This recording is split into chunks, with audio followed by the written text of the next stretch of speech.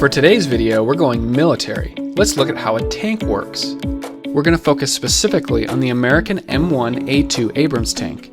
We'll look at the caterpillar tracks, the turret, where the crew sits, and the engine in the back that powers it all.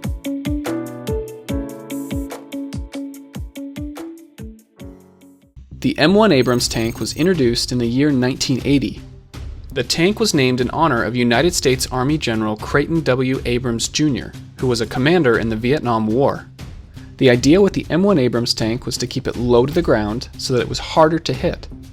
Angled sides on the tank allowed enemy fire to deflect off the side. During operations, the crew may spend hundreds of hours inside with very little sleep.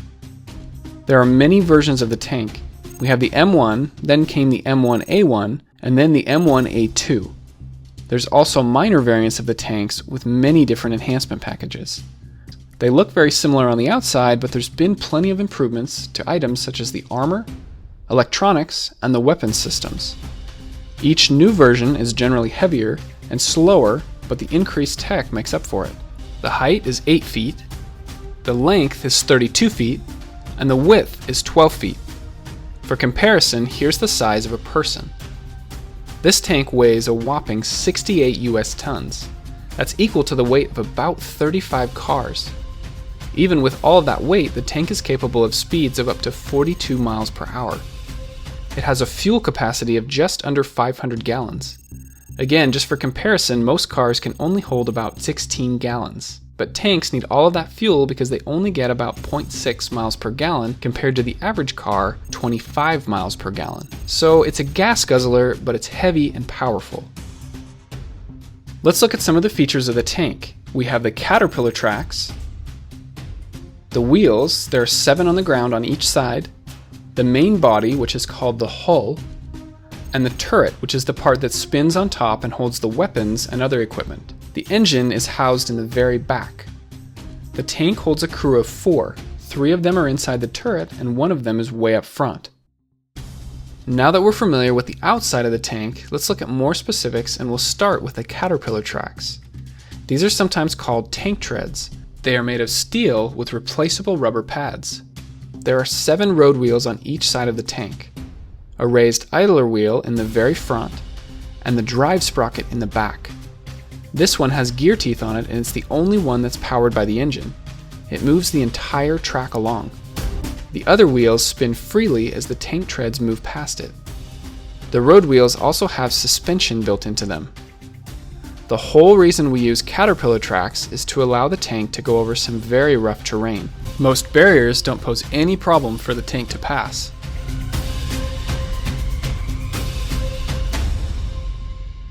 Regular vehicles with 4 wheels have limited surface area in contact with the ground. They can get stuck much easier. That's why it's a good idea to stay on paved roads. The tank, on the other hand, has a much larger surface area to displace all of that weight. Obstacles in the way are usually not a problem. The tank can even climb some very steep hills. Most of the time, it's still a smooth ride for those inside the tank. The tank is steered by altering the speed of the tracks. For example, to turn left, the right tracks need to move faster than the left tracks.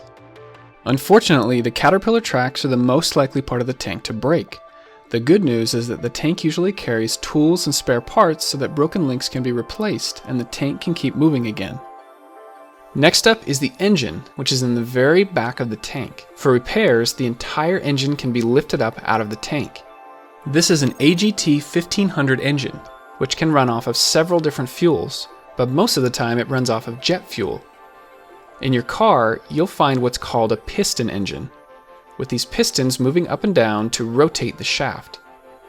But in the tank, you'll find a turbine engine. This one works a little bit more like a jet engine that you would find on an airplane. However, this engine is actually fairly quiet, which is really important so you don't give away the tank's position to nearby enemies. The engine gets very hot, so these 2 side cooling units will help remove the heat. The exhaust comes out the back, so make sure and stay clear when the engine is on.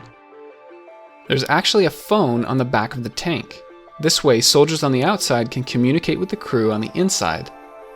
The sides have armored plates called side skirts to protect the wheels and the caterpillar tracks. These can be opened up in sections for better access to the road wheels. On the front, there's headlights here and 4 tow hooks down here. This top part is called the turret. It can rotate all the way around in about 9 seconds. This is the main gun, which is a 120mm smoothbore cannon. This means that the shells or ammunition are 120mm, and so is the bore, or the hole, that it goes through. The shells leave the barrel at about 3,500 miles per hour.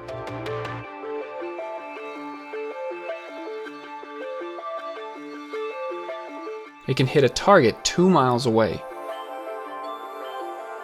The automatic stabilizers allow the gun to stay locked on targets even while going over rough terrain. This way, the driver doesn't have to stop every time the tank needs to fire. The tank can even spin in place while the main gun remains locked on target. Right next to this is the smaller coaxial machine gun. Up on top, there's usually at least one more machine gun to operate. On the sides are smoke grenade launchers. There's one on each side of the tank. These make it harder to be seen during combat. There's not much room for equipment inside of the tank, so oftentimes the crew will put it out here on the bustle rack.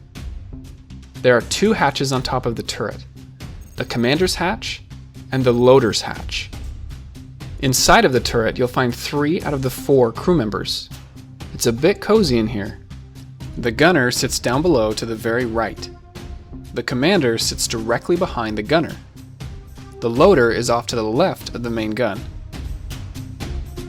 When the turret rotates, all 3 of these crew members rotate with it. Underneath here, this is called the turret basket.